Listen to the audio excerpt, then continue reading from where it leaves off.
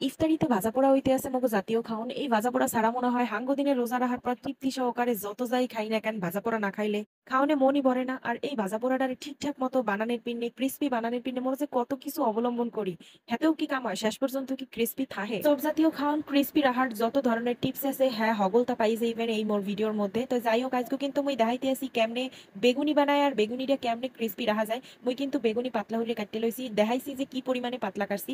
অতিরিক্ত পাতলা কাটলে হইবে না, আবার বাড়ি করিয়াও কাটন যাইবে না। তো মুই কিন্তু মিডিয়াম মতো কাটতে লইছি, কাটার পর কিন্তু এইটার মধ্যে একটুখানি মরিচ আর বিট নুন দিয়া এরপর এইটার একটু ভালো মতো মাখিয়ে থইছি। কেউ যদি বিট নুন না দিতে চান হে কিন্তু সাদা লবণটাও ব্যবহার করতে পারেন, হাতে কোনো সমস্যা নেই। এখন এইটা মুই গোলাটা গুলমু। বেসন গলতে গেলে কিন্তু অনেক ধরনের সাবধানতা মেনটেন করা লাগবে। সব থেকে বড় যেটা মেনটেন করা লাগবে হেড হইতেছে পানির ব্যবহার। তো মুই কইতে আসি হনতে থাকেন আস্তে ধীরে। প্রথমে মুই কিন্তু কয়েক কাপ পরিমাণের বেসন দিয়ে লইছি। এই বেসনটা মুই আনতেই বানাইছি ঘরের সব ধরনের ডাইলের ব্যবহার করিয়া। এরপর এর মধ্যে কর্নফ্লাওয়ার দিছি ১ চামচের নাহান আর দিসালাম খাওনের সোডা।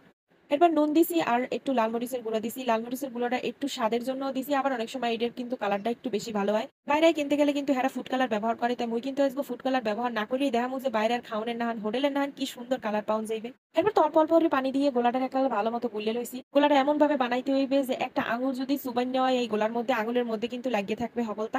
মানে এটা বুঝতেই পারবেন যে অতিরিক্ত যদি পাতলা হয় একটু ঘন করিও নেবেন, আবারও কিছু বেসন মিলাইয়া।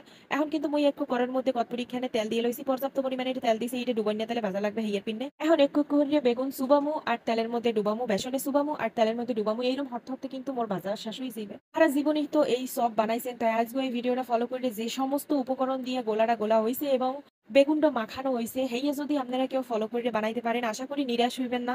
এইরকম বানাইলে যথেষ্ট পরিমাণে ক্রিস্পি হয়। মিনিমাম ২ থেকে ৩ ঘন্টা সময় ধরলে কিন্তু এই জিনিসটা মচমচেই থাকে। আনতে বাংলা মনে হয় একালে গুঁড়ি হয়ে যায়, এটা এত পরিমাণে ক্রিস্পি মচমচে হয়। শুধু রোজার দিনই না, রোজার দিন ছাড়াও কিন্তু মোরা মাঝে মধ্যে সন্ধ্যায় স্ন্যাক্স হিসেবে এই জাতীয় খাওন বিভিন্ন ধরনের চপ বানাই খাই। তো রেসিপিটা জানা থাকলে কিন্তু সারা বছরই কামে লাগবে। তবে রোজার দিনে কিন্তু মোরা এই যেকোনো চপ বানাইয়া মিনিমাম ২-১ ঘন্টা সময় অপেক্ষা করি। হেয়ার পর ইফতারিতে এইটা সার্ভ করি। হের লেগে কিন্তু এই রেসিপিটা বা এই জিনিসটা এমনি বানাইলে কিন্তু খুবই জরুরি। কারণ আলুর চপ, বেগুনি, পেঁয়াজু এগুলো মচমচে খাইতে পছন্দ করে না এরকম কোনো মানু খুঁজতেই পাওয়া যাইবে না।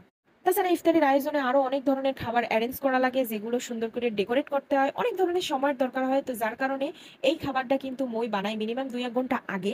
ঠিক এই পদ্ধতিতে বানাইয়া রাখিয়ে দিলে কিন্তু এই খাওনটা মচমচেই থাকে। হয়তো একটু ঠান্ডা হয়ে যায় কিন্তু ঠান্ডা হইলেও খাওনটা মচমচে থাকার কারণে খাওনটা খাইতে কোনো সমস্যা হয় না, সবাই পছন্দ করে।